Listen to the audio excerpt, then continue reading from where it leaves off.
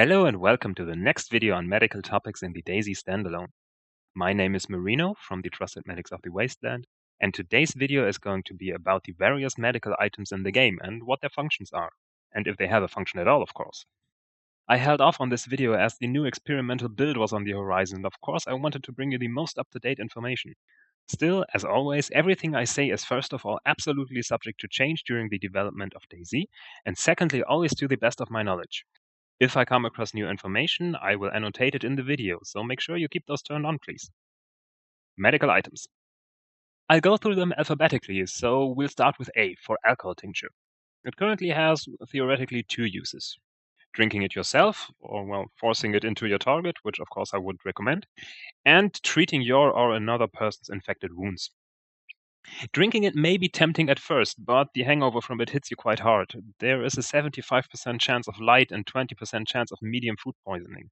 There's really not much of a reason to ever do this. The second use seems more interesting at first. You have to clean your wounds to prevent and fight infection, right? Well, no. After dozens of fights, letting zombies pummel me to the brink of unconsciousness and then bandaging my wounds with non-sterile rags, I have not once been able to get the actual infected wounds condition, which would come with text messages such as my wounds are itchy or, quite straightforward, my wounds are infected. But when you clean your wounds with alcohol tincture, it says that your wounds look cleaner and you get a sick status. Well, exactly. What it currently does is skipping straight to the last stage of wound infection, which is of course letting you know that your wounds look cleaner and are finally healed. By the way, this would also happen after a while if you had actually infected wounds, didn't treat them, and just waited it out, after enduring the excruciatingly painful stages before that, of course. But it is currently not even possible to enter one of the previous stages. All you do by cleaning your wounds is artificially jumping to the last stage of wound infection, where you would never have been if you didn't clean your wounds in the first place. Maybe this behavior is going to change at some point, but in the current build, that's what it does. Alcohol tincture, no reason to hold on to it for now. Antibiotics, the second A. Well, I'm cheating a bit. I'm talking about Tetracycline Antibiotics. In the previous build, you would get sick from taking those, just like you still do from using alcohol tincture. And in fact, they used to do the exact same thing as tincture, taking you to the last stage of infected wounds. This has changed now. They would still remove any infected wounds you might have, but without side effects. But still, you can currently get infected wounds, so there's also no use to carry antibiotics for now. With the A's ticked off, let's jump to the B's for bandages. Now, bandages obviously work just fine when it comes to stopping bleeding. That part is out of the question, but the rumor that rags have to be disinfected to prevent infected wounds is, at least for now, not true. You can currently get infected wounds, so rags can cause them. This means we are currently in the weird situation that, since you can carry 6 of them per inventory slot compared to the 4 uses of rolled up bandages and the single use of the greenish bandages, they are actually the most efficient ones. Again, highly subject to change, just what the status quo is. If you don't want to form a bad habit, stick to the bandage rolls. But there is no need to worry if you haven't found proper bandages yet, and all you have is your torn up starter shirt for now. The next B. B as in blood bag IVs, and I'll also include saline bag IVs here. Now, blood bags are a double-edged sword. Previously, there was no good reason whatsoever to carry blood bags since they were risky, complicated, and comparatively ineffective. At least the last part has changed now. They haven't gotten better, but saline IVs took a hefty nerf from restoring 5,000 blood down to 500. It was very apparent that there was something wrong with the previous value, and here you have the confirmation. Possibly even a typo in the code. Since blood bags still restore 1,000 blood, if you have the required blood test or high-quality donor blood, ideally O negative, blood is now a veritable choice. One major problem with blood bags is the risk that comes with giving an incompatible donation to your recipient, which will cause him to suffer from a hemolytic reaction. It is as nasty as it sounds, as it will knock him out within seconds. I tried it on myself a few times, and it's really scary. To prevent that from happening, you need to be familiar with blood type compatibility, and you need to know the blood type of the donor and the recipient. And for that, you need blood testing kit.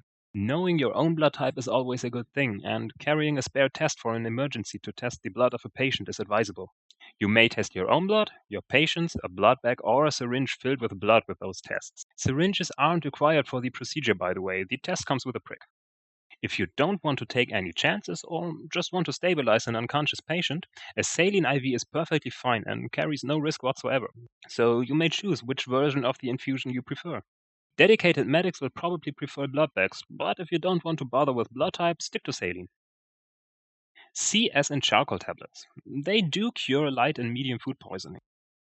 If you are interested in how sicknesses work in general, I have a video dedicated to just that, in which you may see the worst and best case scenarios of food poisoning.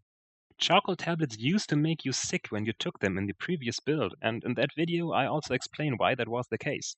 In the latest build, however, this is no longer the case. They don't make you sick anymore. Light and medium food poisoning may both be caused by eating rotten fruit or drinking alcohol tincture. However, the latest build of the game also added picking and eating berries, which may also cause medium food poisoning and, in very rare occasions, even severe food poisoning. Note that charcoal tablets do not work on severe food poisoning for now. Also note that they do not help against chemical poisoning caused by ingesting disinfectant spray. Still, charcoal tablets are one of the more useful medical items and are definitely a keeper for your or your friend's mishaps. D as in defibrillator and E as in epinephrine.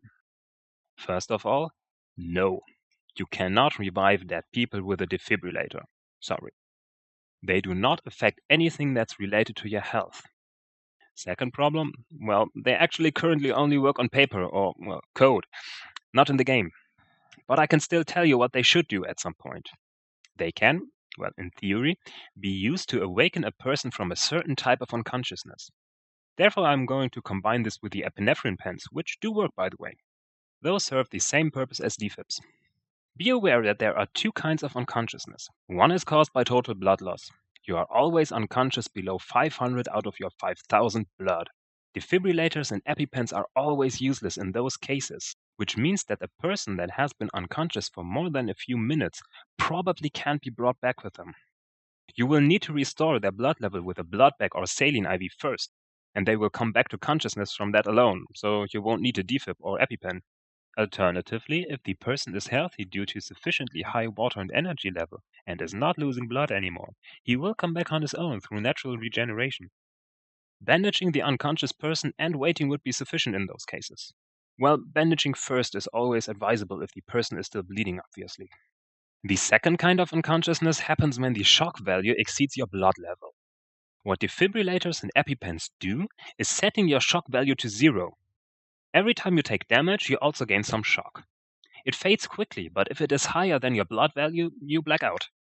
This means, of course, that having a high blood level protects you from this, while having a low blood level means you are constantly at an increased risk to pass out, even from minor damage. You are typically only unconscious for a few seconds when that happens, but in extreme cases it may last longer. For example, if your ballistic helmet catches a bullet for you, it will still make you hit the floor. The helmet is ruined now, but it did its job. You'll survive this one hit, but take an enormous amount of shock from the impact. This is one of the cases in which an EpiPen can be used. Well, by one of your squad mates to get you out of the line of fire. You won't be using it yourself, obviously. But if they do that, they are pretty much putting themselves into the line of fire, so they might not be that keen on dragging your behind out of there. So the scenarios in which you may want to use EpiPens are somewhat limited. I said that Defibs currently don't work, and I have to admit that I changed my opinion on this multiple times in the past. But that's how science works. You make a statement based on the best of your knowledge until it gets refuted. And then you make a new statement based on the new best of your knowledge. I currently believe that the Defib does nothing but playing its animation and text, but it has no effect on the target whatsoever. Theoretically, it should even be possible to use a defibrillator on a person that is not unconscious and setting their shock value to 5000, making it work like a slow cattle prod, so to speak. Maybe it's issues with that led to the Defib being functionally disabled for now. It doesn't do that, although it's in the code, and neither does it have an effect on an unconscious target, even one that is unconscious due to shock. This was pretty easy to show by dropping to 1000 blood, by removing blood with 4 blood bags, and then being punched in the head repeatedly. Yes, of course, me being punched. No assistants were being harmed. Unless they laughed too hard while beating me up. Anyway, in this scenario, it would take about 2 minutes for the shock to fade, so this factor is eliminated, and it turned out that the Defib does, well, nothing. The EpiPens do work just fine though, and they get you back on your feet instantly, even with multiple assistants taking turns at punching me in the face. So my verdict is, don't bother with Defibs for now, and carry maybe one EpiPen if you and your friends see a lot of combat. Once more, chances are that this is going, of course, to be fixed and possibly expanded in the future. D as in Disinfectant Spray. Like alcohol tincture, this has two uses. One, you may consume it, but I wouldn't advise it.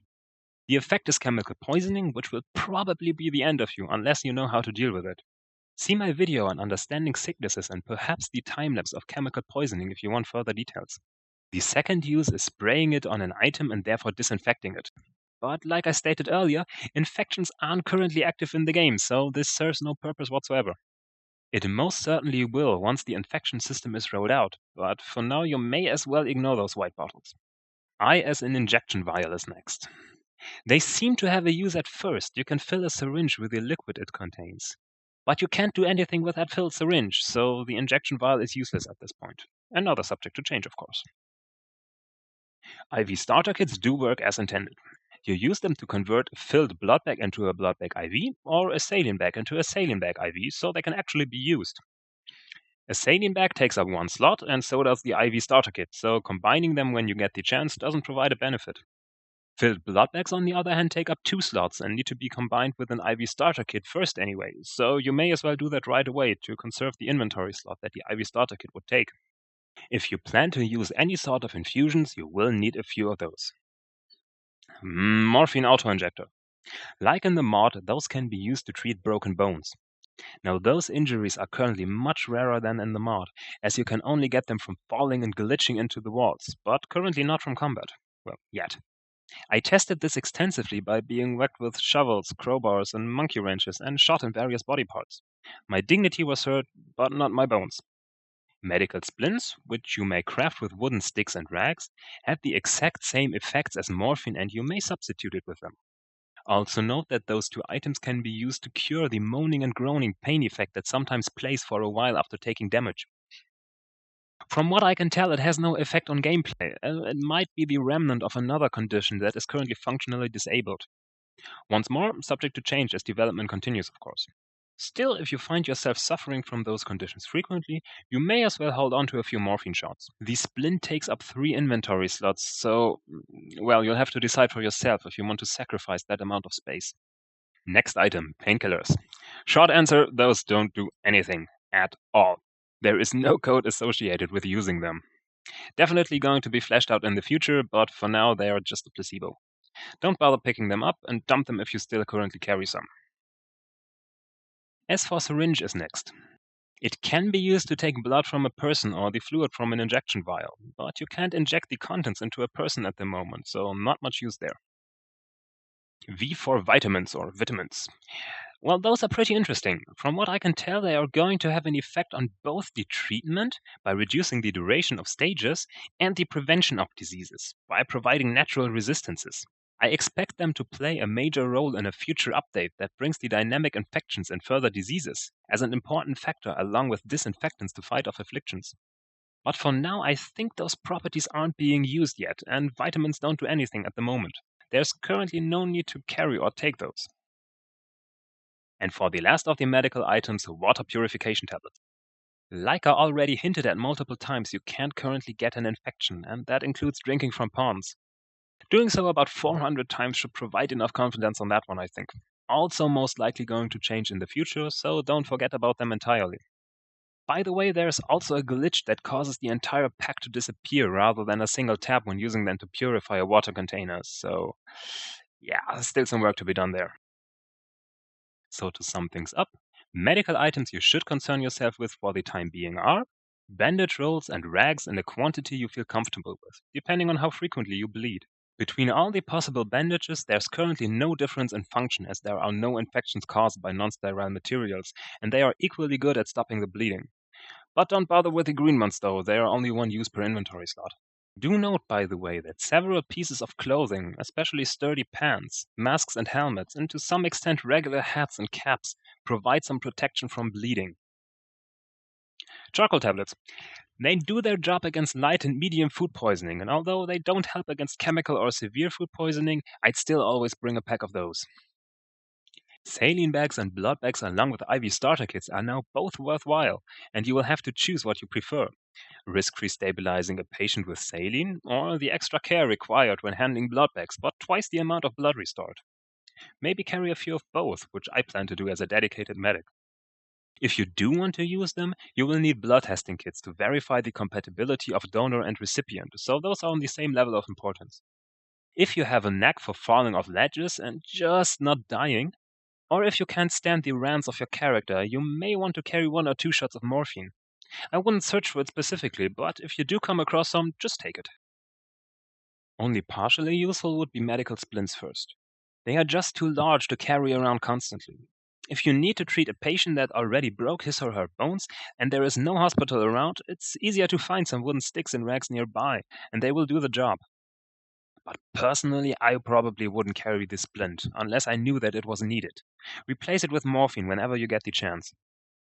And epinephrine. It does work as intended, but I just can't see all that many scenarios in which EpiPens would be really useful. Shock-induced unconsciousnesses are somewhat rare and fade quickly, while getting to a person who would need an EpiPen might be very risky. Definitely not useful or functional at the moment would be, well, first, alcohol tincture. Drinking it only causes harm, and cleaning your wounds isn't currently necessary, and also causes unnecessary harm. Antibiotics only do the latter without the side effects, but it's still a cure to a condition that doesn't currently exist. Disinfectant spray is along the same lines. It causes tremendous damage when consumed, and its originally intended purpose of disinfecting items isn't currently required. The injection vial and syringe may interact with each other, but you can't do anything with the filled syringe, so don't bother with either of those for now. Painkillers are, well, pretty much sugar pills at the moment. Vitamins just don't have anything they could affect right now, and water purification tablets can be used, but there is nothing to be purified, so, well. Defibrillators might become useful in the future, but currently, even if they did work, I would consider them to be inferior to EpiPens. The scenarios in which they would be useful are very limited, and I wouldn't want to waste 4 inventory slots for them. But if they do in fact become tasers at some point, I will probably carry one myself. Well, for science, of course. That's it for all medical items. The patch brought a few more changes that affect my other videos, and I therefore decided to split the larger ones into multiple shorter parts to make future edits easier. That's obviously going to take a while, so I'll annotate the changes for now and revise the videos as quickly as I can. Thank you for watching. If you found this video helpful, please remember to like and share it with your friends to spread the information. And subscribe and take a look at my channel for further informational videos on the DayZ Standalone. And of course, if you got shot up badly, a zombie tore off both your arms, and you vomited your guts out, you can always request medical assistance from the trusted medics of the wasteland at tmwdayz.com. We don't have cybernetic arms, legs, or stomachs yet, but who knows what might make it into the game at some point. The patch train is moving again, and let's hope it's going to pick up some speed and steamroller into a bright future. For now, my name is once more Ben Marino, and stay healthy, my friends.